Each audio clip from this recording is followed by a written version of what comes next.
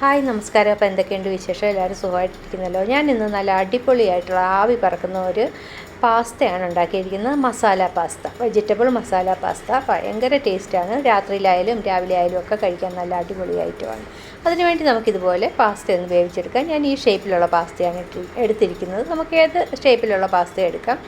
ഒരു പാസ്ത മൂടത്തൊക്കെ വിധത്തിൽ വെള്ളം ഒഴിച്ചിട്ട് ഒരു 5 മുതൽ 10 വരെ മിനിറ്റ് ഒന്ന് വേവിച്ചിട്ട് ഉപ്പും ചേർത്ത് വേവിച്ച് വെള്ളം മാറ്റി എടുത്ത് വെച്ച് കഴിഞ്ഞാൽ പാസ്ത റെഡി.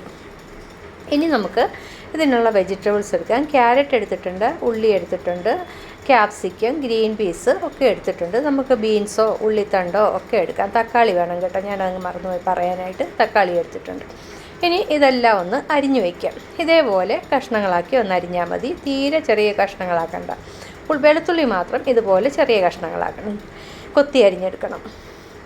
ഇനി ഇതാ കണ്ടില്ലേ, പാസ്ത നല്ല കറക്റ്റായിട്ട് വെന്ത് വെച്ചിരിക്കുന്നത്. നമുക്കിനി പാസ്ത ഉണ്ടാക്കാൻ തുടങ്ങാം. മസാല പാസ്ത ഉണ്ടാക്കാൻ തുടങ്ങാം. പാൻ അടുപ്പിൽ വെച്ചിട്ട് ഓയിൽ ഒഴിച്ച് കൊടുക്കാം. ഓയിലൊഴിച്ച് ഒന്ന് ചൂടായി വരുമ്പോഴത്തേക്ക് നമുക്ക് വെളുത്തുള്ളി ഇട്ടിട്ട് ഒന്ന് വഴറ്റിയെടുക്കാം. ഫ്രൈ ആവണ്ട കേട്ടോ, ഫ്രൈ ആയ ടേസ്റ്റ് മാറിപ്പോവും. വഴറ്റിയാൽ മതി.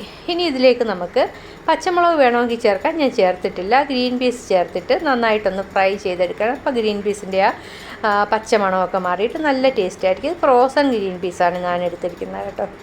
അപ്പോൾ ഇത് നന്നായിട്ടൊന്ന് വഴറ്റിയിട്ടുണ്ട്. ഇതിനകത്തോട്ട് ഞാൻ കുറച്ച് ബട്ടറും കൂടിയാണ് ചേർത്തത്. ബട്ടർ ചേർത്തു. ഇനി പച്ചക്കറികളും കൂടി ഒന്ന് ചേർക്കാം.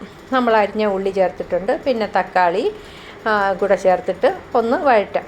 ഇതൊന്ന് വഴറ്റി ഒന്ന് സോഫ്റ്റായി വരുമ്പോൾ മതി പച്ചക്കറികൾ ചേർക്കുന്നത്. ഒന്ന് ചേർത്താലും കുഴപ്പമൊന്നുമില്ല. ഉള്ളിത്തണ്ട് ഉണ്ടെങ്കിൽ അതുകൂടെ ചേർക്കണം കേട്ടോ, നല്ല ടേസ്റ്റായിരിക്കും ഉള്ളിത്തണ്ട് ചേർത്ത് കഴിഞ്ഞാൽ.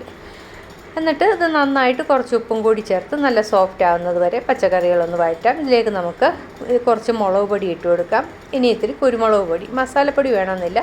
ഇതുപോലെ വിന്നിൻ്റെ സെസ്വാൻ ചട്നി സോസാണ് ഞാൻ എടുത്തിരിക്കുന്നത്. വളരെ ടേസ്റ്റായിരിക്കും ഇതിൻ്റെ കൂട്ടത്തിൽ ചേർക്കാനായിട്ട്.